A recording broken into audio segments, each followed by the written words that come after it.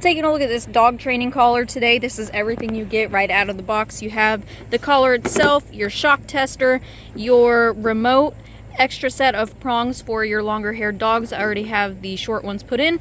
All you have to do is screw those into place, super simple. You have your remote charger and your collar charger. The same charger will charge both. And then you also have a lanyard to hook it onto your remote so it is easy accessible when you are training your dogs. So both the remote and the collar, very easy to use. You have a power button on the collar.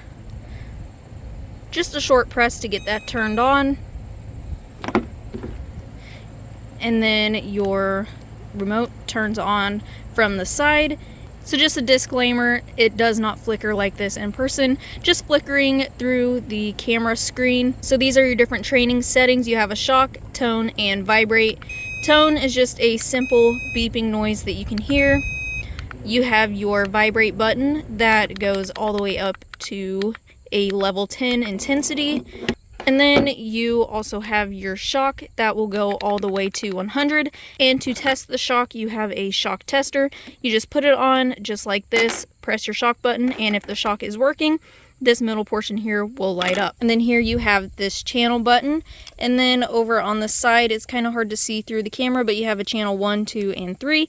That is so you can have 3 collars hooked up to one remote if you are training multiple dogs at once. So Timber here, he is a full-grown golden retriever. He is already accustomed and trained to know what a training collar is. The reason why we use a dog training collar on him is because he has a chicken and duck chasing problem, and it also keeps him out of the road so he stays safe while he is off leash. Let's go ahead and let him out of this fence and I'll show you how he responds.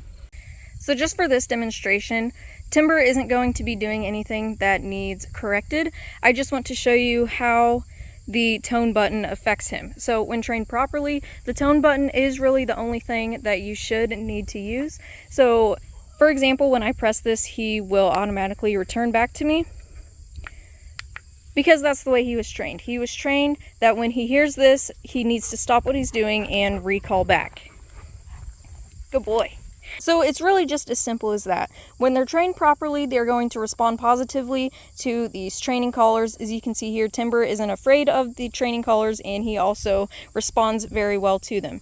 So there is a lot of debate behind these training collars. However, my take on it is, if they are used properly and your dog is trained properly, then they are going to respond positively and these aren't going to be an issue. I always mention that these are not punishment devices. They can be used wrong. However, if you use it the way it was intended to be used, your dog is going to respond great, just like Timber does. So if you are considering getting a dog training collar for whatever reason, maybe to have more freedom off leash, I would highly recommend it. As you can see here, Timber responds great, and I think if your dog is trained properly, they can respond great as well.